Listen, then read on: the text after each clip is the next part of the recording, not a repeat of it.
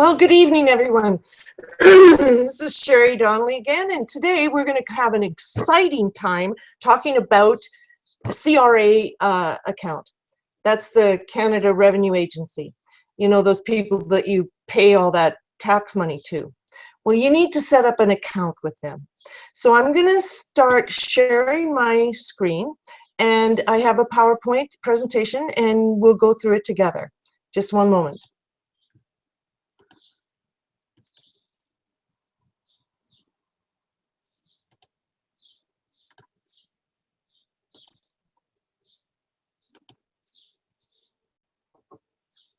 Okay, so these are instructions of how to set up a CRA account. Okay, first of all, why do you need one? Well, there's a bunch of different reasons. Number one, you can track your tax return and your refund. So you can go into your account and it'll tell you whether they have received your return, where it is in the process, whether you have gotten your refund and whether it's been sent to you, that sort of information. You can also get your notice of assessment. Now you can print this out at any time. So if you happen to get one in the mail and it went to the wrong address or got mislaid, you can go online and print out a notice of assessment at any time. You can change your personal information, such as your address. And it's really important that you keep that updated. Otherwise, the CRA is going to send you information or forms, and they're going to go to the wrong address. So now it is very simple for you to go online and update your address whenever you move. Number 4, you can set up a direct deposit or change your existing information. So if you have it set up as a direct deposit, then your refunds will get deposited directly into your account. You don't have to wait for a check. If you get a GST refund quarterly, then it will be directly deposited into your account. If you change banks, you can go in and change the existing information so that you can update that. And you have more control over your account. So those are the reasons why you need to set up a CRA account. Now, it does take some time and some effort to do this. You need to go into the CRA website, and I've put the website name on the slide so that you can go in there. You go to an area called My Account, and you want to go to the registration part. There's a My Account sign in or My Account registration. Then you enter the required information, and there's a whole bunch of slides that they have, or pages that they have set up, that you have to enter information in.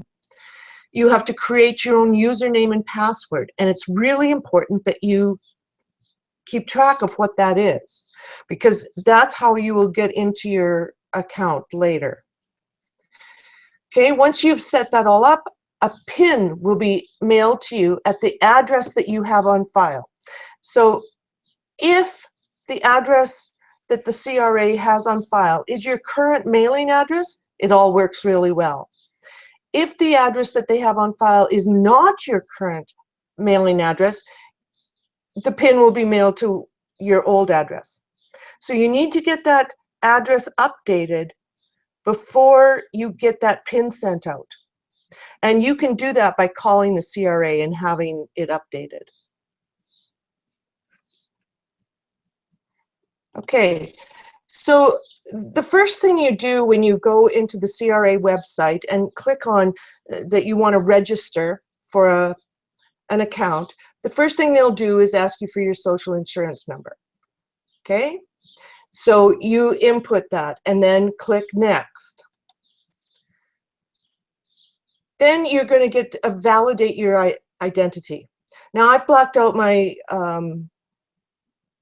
social insurance number here, but it would come up with yours if you had put it in.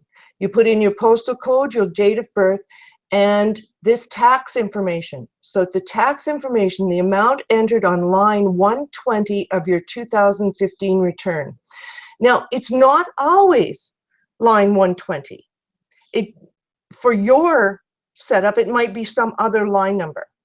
So make sure that you know this information, that you have your tax return in front of you before you start this process, so that you can enter the amount on whatever line they request. It can change from person to person. So when you have that information entered, you hit next. And then they do a verification of your postal code.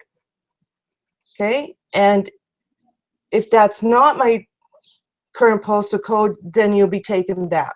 So if it is, you just hit next and you go on to the next part.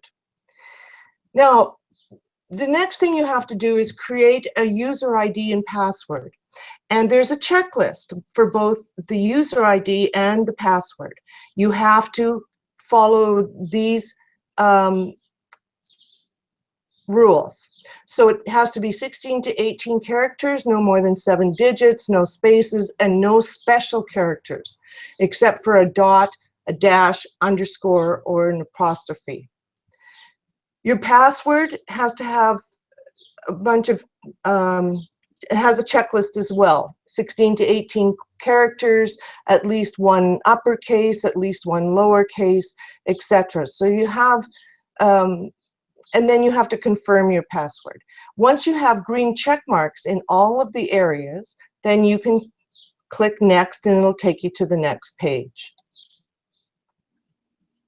Okay, the next thing you have to do is set up your security questions and answers. And one of the things, your answers are not case sensitive, so you don't have to remember to put a capital or anything like that. And there's only these 4 special characters that you can use. Now, each question has a list of questions. If you click the drop down over on the side, there's a list of questions that they will ask.